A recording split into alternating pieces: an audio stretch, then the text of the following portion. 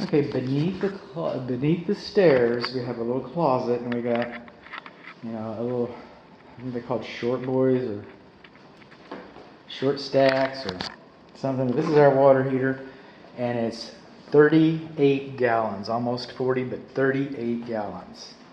And our water heater is electric water heater, and our water heater is 12 years old. And water heaters, with the water that we have in North Texas and such, water heaters last about 10 years. All right? So if it's delivering hot water, it's doing its job. I get that. So we're going to have to look at installation and safety and those kinds of things. I get that too.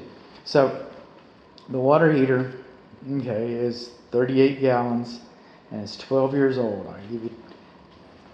They last about 10. An electric water heater might last a couple more years, 12. But this water heater has done everything anybody expected it to do. And anything it gives you at this point is a gift. So I'm coming on in here and just kind of check things out. This is our data plate. Got a still image of that for you. You come in here and see we got the electrical coming to the water heater.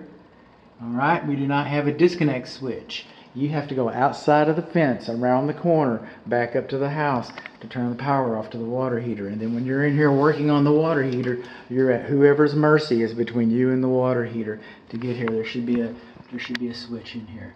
And then right here, this little green screw that comes up. You see the way this is molded?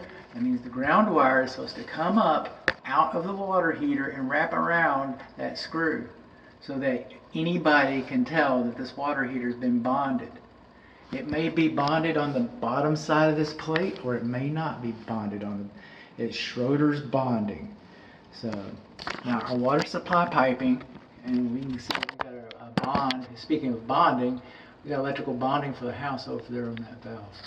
But this piping, these connectors coming to the water heater, they should have been insulated.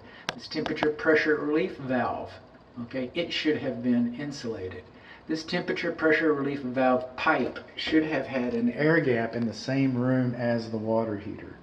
The water heater safety pan should drain to the exterior. That's not a safety pan. Now, or you can install a Watts valve or something like that that will turn everything off in case of an emergency, because sometimes we just can't take our plumbing to the outside. Like this case is very much like your Aunt Margie's house, and it's very much like my house. And but that doesn't make it right. You should have a safety device, or the pan should drain to the exterior. And we do not have a care and use manual. So what do we learn? We learned we don't have a care and use manual. We learned that our pan doesn't have a drain.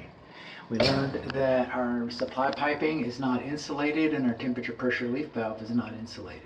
We learned that we do not have an electric disconnect, and we do not have electrical bonding is not apparent. We learned that our temperature pressure relief valve that was not insulated, the pipe from that valve does not have an air gap in the same room as the water heater. We do not have an electric disconnect switch in here for the water heater. We do not have a care and use manual.